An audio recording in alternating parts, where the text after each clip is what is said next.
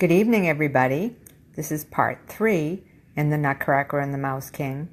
Starting a couple of minutes early tonight because I've got a couple of extra pages to read to you in order to close out a scene. Okay, so we ended with Frederick kind of getting a little bit disgruntled with Godfather Drosselmeyer and marching away with his horses.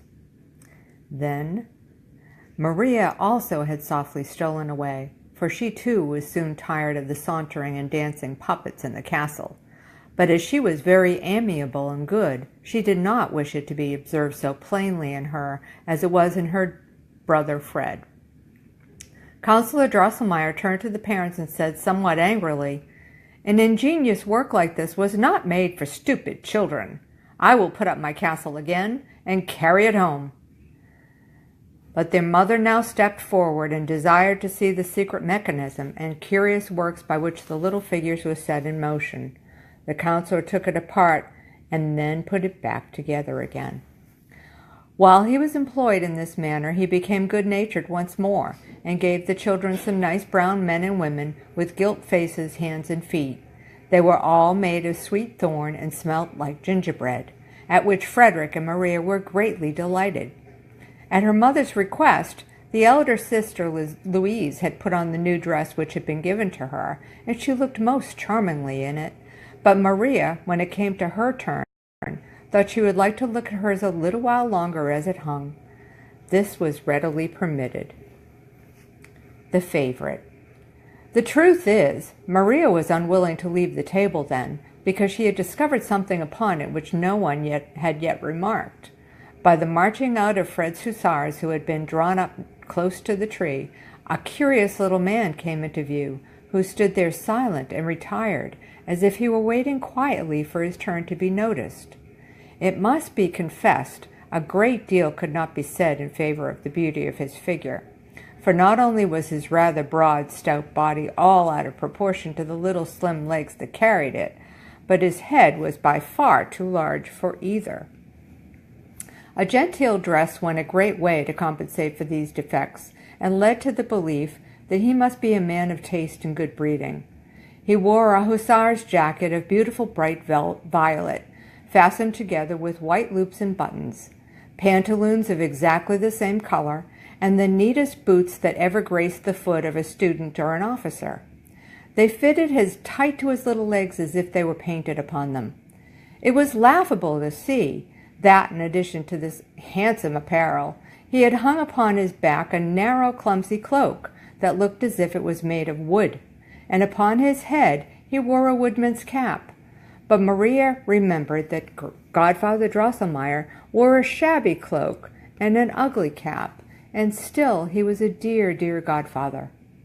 Maria could not help thinking also that even if Godfather Drosselmeyer were in other respects as well dressed as this little fellow, yet after all he would not look half as handsome as he. The longer Maria gazed upon the little man whom she had taken a liking to at first sight, the more she was sensible how much good nature and friendliness was expressed in his features. Nothing but kindness and benevolence shone in his clear green, though somewhat too prominent eyes. It was very becoming to the man that he wore about his chin a nicely trimmed beard of white cotton, for by this the sweet smile upon his deep red lips was rendered much more striking. And there's Maria, and she's looking at the Nutcracker with the present, the box unwrapped, and it's a beautiful Victorian scene. "Ah, dear father," exclaimed Maria at last, "to whom belongs that charming little man by the tree there?" "He shall work industrial for you all, dear child," said her father. "He can crack the hardest nuts with his teeth, and he belongs as well to Louise as to you and Fred." With these words her father took him carefully from the table and raised up his wooden cloak, whereupon the little man stretched his mouth wide open and showed 2 rows of very white, sharp teeth. At her father's bidding, Maria put in a nut, and crack! The man had bitten it in 2, so that the shell fell off, and Maria caught the sweet kernel in her hand. Maria and the other two children were now informed that this dainty little man came of the family of Nutcrackers and practiced the profession of his forefathers. Maria was overjoyed at what she heard, and her father said, "Dear Maria, since friend Nutcracker is so great a favorite with you, I place him under your particular care and keeping, although, as I said before, Louise and Fred shall have as much right to his services as you." Maria took him immediately in her arms and set him to cracking nuts, but she picked out the smallest, that the little fellow need not stretch his mouth open so wide, which in truth was not very becoming to him.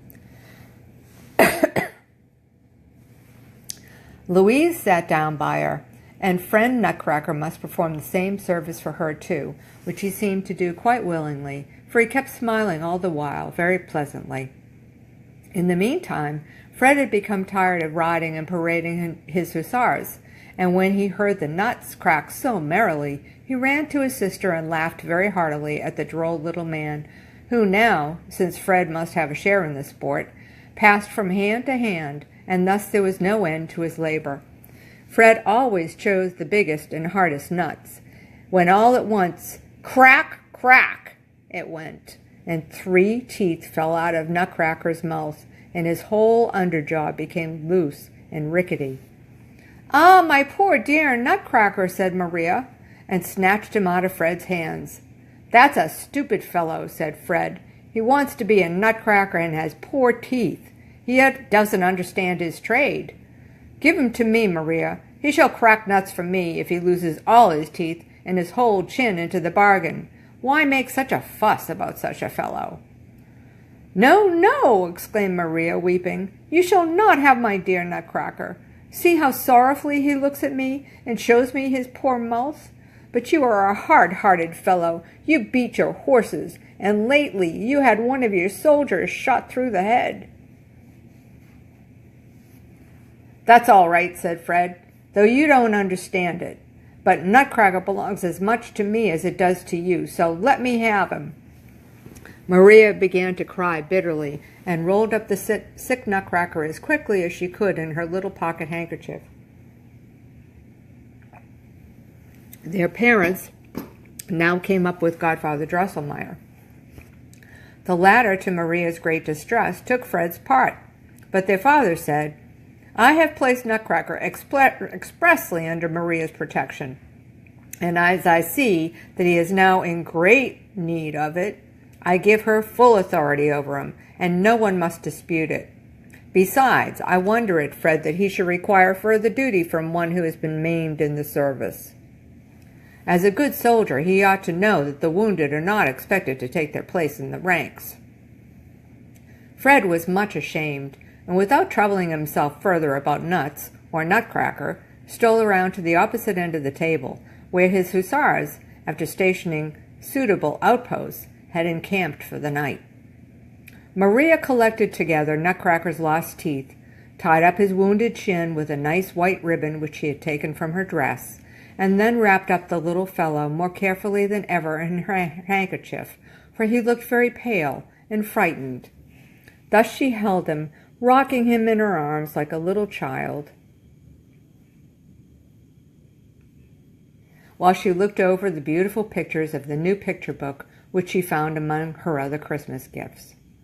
Contrary to her usual disposition, she showed some ill temper towards Father Drosselmeyer, who kept continually laughing at her, and asked again and again how it was that she liked to caress such an ugly little fellow.